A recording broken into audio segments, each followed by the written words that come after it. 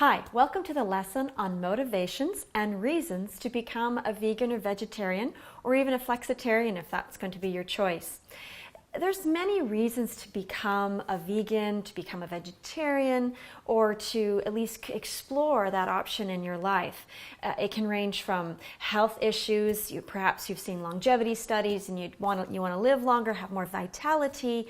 You've seen the vegan bodybuilders and the amazing physique that they can have.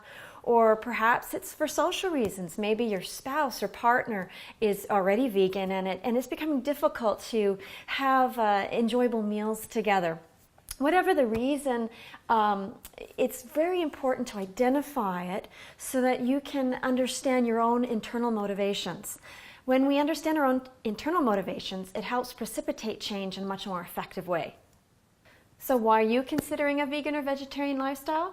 Health issues you currently have, prevention of disease, longevity, vitality for your later years, perhaps to lose weight or increase your mental health.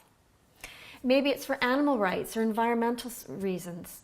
Perhaps it's for religious or spiritual advancement, or endurance and athletic performance. Perhaps your spouse or partner is a vegan, or maybe you just want to bug your ranching neighbors or hunting friends. Just kidding, that's not a good reason. Basically 5 common reasons to become vegan or vegetarian, and those are health, morality and spirituality, social responsibility, environment, and related issues, which we'll get into some of the ways that how being a vegan impacts other things in your life or the world around us. Health is one of the most common reasons that people become vegan or vegetarian, and as precipitate other diet changes in their life. And of course, it can be for longevity, can be for prevention of disease, can be to help deal with a disease you may currently have, such as diabetes or heart disease, cardiovascular disorders. And it could also be for increased athletic performance. There are athletes who've gone vegan and vegetarian to help increase stamina and endurance. It also can help you lose weight. So those are the most common reasons in terms of health, some of the health benefits for becoming a vegan and vegetarian. So let's explore those a little more. Perhaps you've seen the National Geographic magazine article with the longevity study, or maybe you've watched a news program on the Seventh-day Adventists and how long they live with vitality. Researchers from Loma Linda University found that vegetarians had 12% lower risk of dying over a 6-year period compared with non-vegetarians. These results demonstrate an overall association of vegetarian dietary patterns with lower mortality compared with the non-vegetarian diet. Researchers wrote in the study that they also demonstrate some associations with lower mortality of the pesco-vegetarian, vegan, and lacto-ovo vegetarian diet specifically compared with the non-vegetarian diet. Strict vegetarians had a 15% lower risk of death. Pesco-vegetarians had a 19% lower risk. Lacto-ovo vegetarians, people who ate dairy and eggs, 9% lower. And semi-vegetarians had an 8% lower risk of death. It's important to note that people in these studies were more likely to be married, have a higher education level. They were also more likely to exercise, not smoke, and not drink. The researchers noted that all of these are also factors that could play a role in lowering the risk of death. Yes, by the way, I am Seventh-day Adventist myself. If you want to become vegan or vegetarian for health reasons, that's great. You won't be worrying as much about animal rights or whether or not you should get rid of your leather couch. But you will need to explore diet options carefully, because not everything that is vegan or vegetarian is necessarily healthy. Pop, potato chips, coffee, and many other foods can be vegan and not optimal for your health. One U.S. study involving 500,000 people found red meat and processed meat eaters died prematurely more frequently than other people.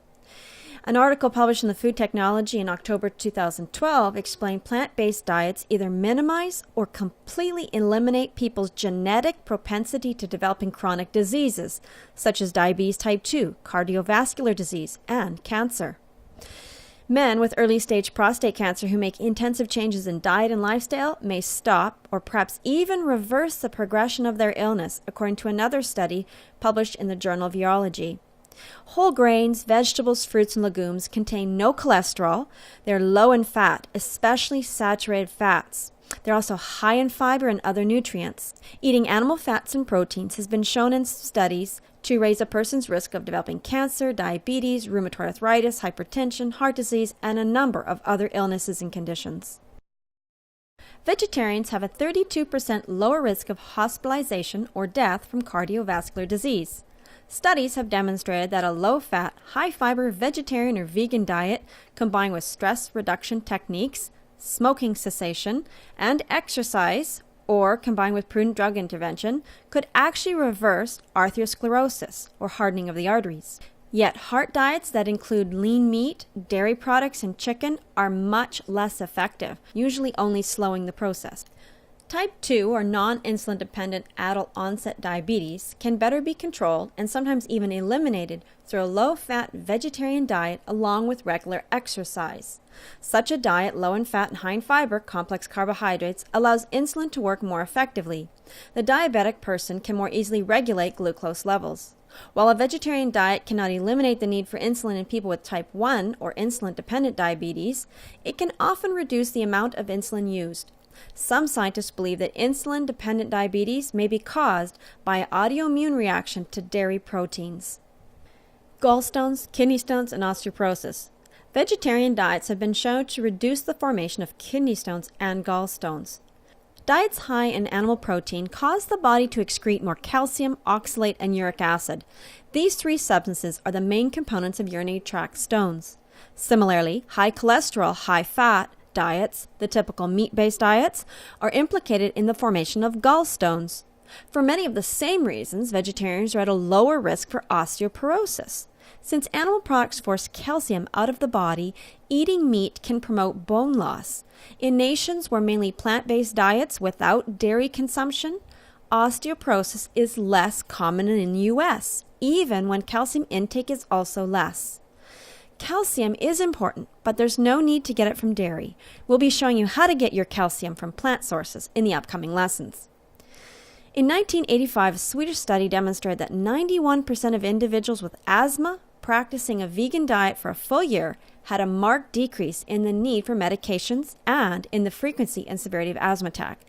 So there's all kinds of health benefits to being a vegan or vegetarian and increasing your fruits and vegetables and whole grains in your diet.